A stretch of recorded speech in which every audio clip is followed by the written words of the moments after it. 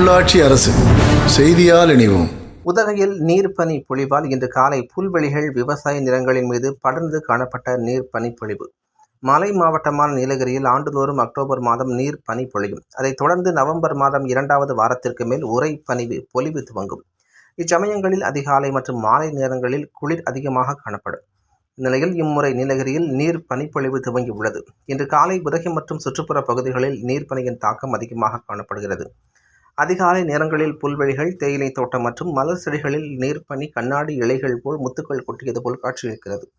குறிப்பாக உதகை லவ்டில், கொல்லிமலை, பாலடா நகரம், finger post, Thalaikunda மற்றும் சுற்றுவட்டார பகுதிகளில் நீர் பனிப்பொழிவு காணப்பட்டது.